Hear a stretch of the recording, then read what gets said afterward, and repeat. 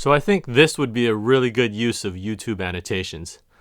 If you want to know why I think meditation is important, watch this video right here. Why? What is life? Who am I?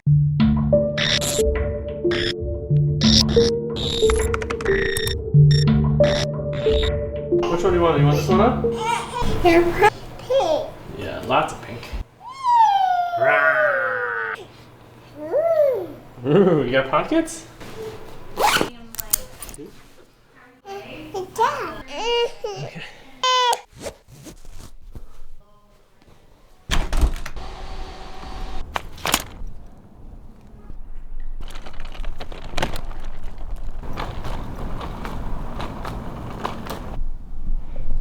She's already asleep.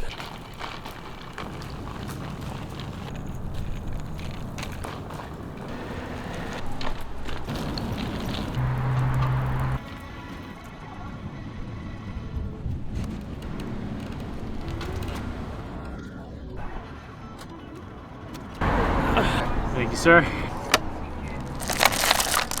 This is one of the most colonial things you can do.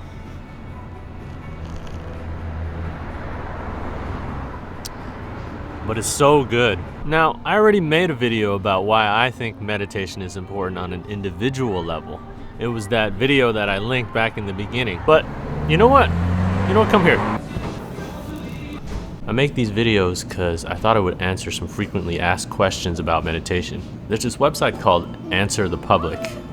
You'll see it in the intro sequence. They aggregate data from search engines and they'll give you the most frequently searched terms, like this one, why meditation is important. And I wish I knew what the intentionality behind those words are. I wish I knew what those people who actually type those words into the search bar are trying to ask. On one hand, it could be, what are the benefits of meditation? Why would it be important for me to get into it? Which again, I've got in that other video. Or maybe I can answer this question from a whole different perspective. Why meditation is important, not on an individual level, but on a huge picture level. Why is meditation important to all of humanity, to all people? A little aside. I've heard these stories of these monks who live in the caves in the Himalayan mountains and meditate to hold together the universe and the fabric of reality. And of course, there are many cultures where meditation is political and built into the religious and structural systems, where monks meditate for the lay people and the lay people support the monks and their institutions. But it's way more than just meditation in these cases.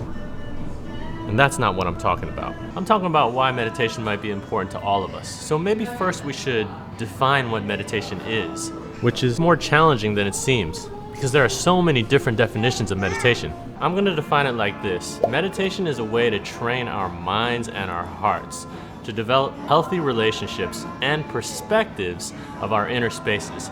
And by inner spaces, I mean things like bodily sensations, emotions, mental states, awareness of our own experiences, consciousness. So in this context, is meditation important to humankind? This awareness I'm talking about, this relationship to our inner spaces, it's something that we all have. Meditation is just a way to fast forward that process, put a container around that process. Ultimately, in the long-term arc of things, for humanity as a whole, we don't really need any of this. Maybe we'll create peaceful harmony on planet Earth, or maybe we'll just nuke each other to death, or maybe we'll get nuked by a big asteroid like the dinosaurs and we'll go extinct, or maybe we'll escape on spaceships and travel to other habitable planets. Whatever happens, the clock keeps on ticking. Sea levels rise and fall, climate changes, planets and stars will die and be born. The universe itself will end one day, and we along with it.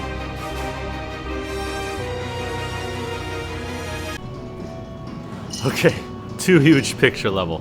How about a slightly smaller picture?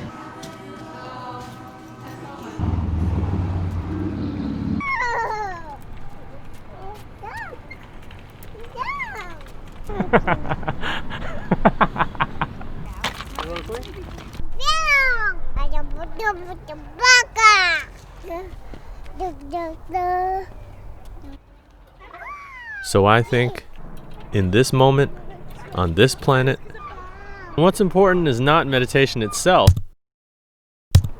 What's important is some of the things that you can train in meditation.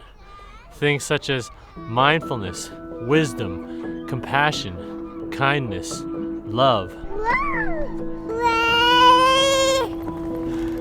High five, high five. We have the capacity for so much. Ashley, you wanna go see Mama? You go see Mama? Okay.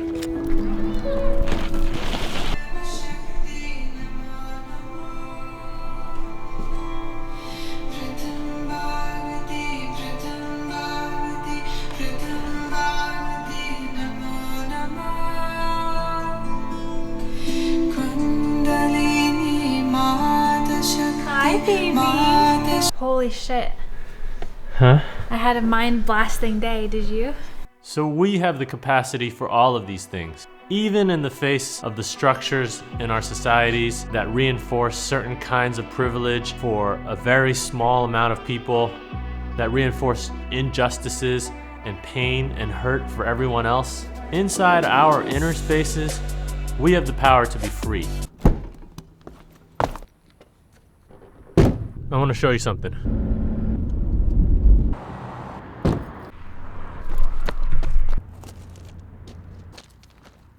You see this right here?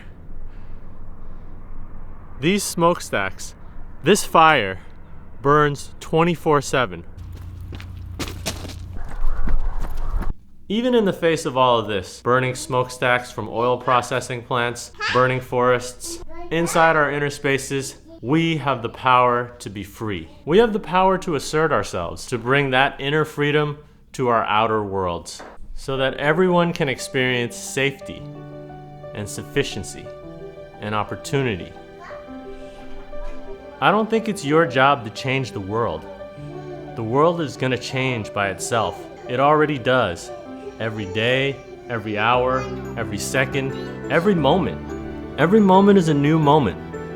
And change is just a part of the inevitability of reality. We have no idea if what we do is gonna have the impact that we wanted it to. But even though we can't control what happens, it doesn't mean we don't act. It doesn't mean we can't learn. It doesn't mean we can't use our wisdom and compassion to heal. I mean, what else are we gonna do? We have such a short time here, and now's as good a time as any. And to do that, to do it in a way that's skillful, a way that leads away from suffering, we need to build up our compassion and our capacity for happiness and love. Martin Luther King Jr. wrote, "One of the greatest problems of history is that the concepts of love and power are usually contrasted as polar opposites. Love is identified with the resignation of power, and power with the denial of love.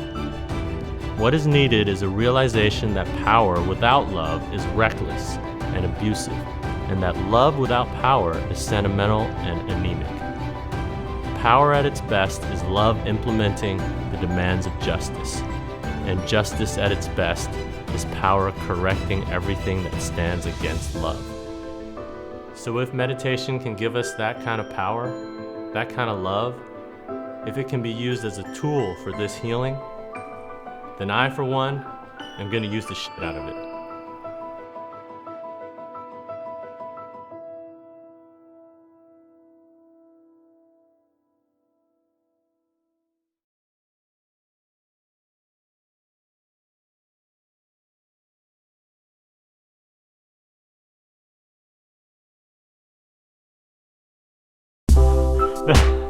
That filter got all misted up, so it gave you some really cool, it gave you like a really cool look. My angel baby.